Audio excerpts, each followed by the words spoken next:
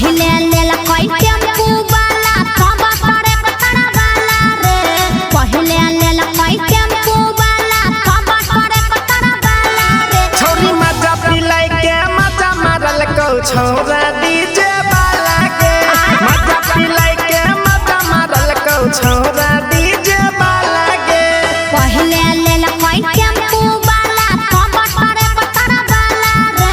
पहले लेला कोई टेम्पू वाला तब करे पतरा वाला रे छोरी मजा पिलाई के मजा मारल को छोरा डीजे वाला के मजा पिलाई के मजा मारल को छोरा डीजे वाला के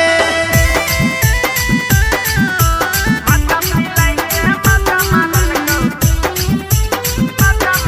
को डीजे विकास मटियार कला सीतामढ़ी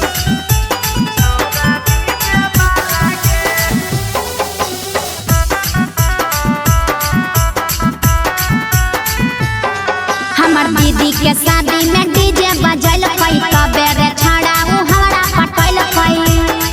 बुझली तोरा दीदी के शादी में डीजे बजल को तबे के छोरी उ तोरा पटल को तोहरो के देबौ रे छड़ा करी है नहीं हला रे तोहरो के देबौ रे छड़ा करी है नहीं हला रे छोरी मजा पिलाई के मजा मारल को छोरा डीजे वाला के मजा पिलाई के मजा मारल को छोरा डीजे वाला के मजा पिलाई के मजा मारल को डीजे विकास मटियार कला सीतामढ़ी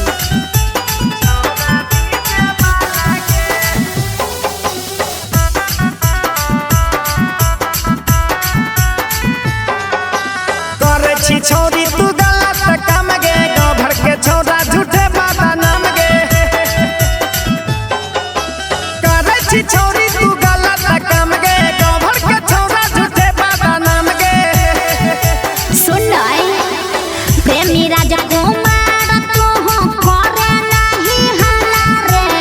कृष्णया किंग सुने करे नहीं हला रे छोरी मजा पिलाई के मजा मारल को छोरा डीजे वाला के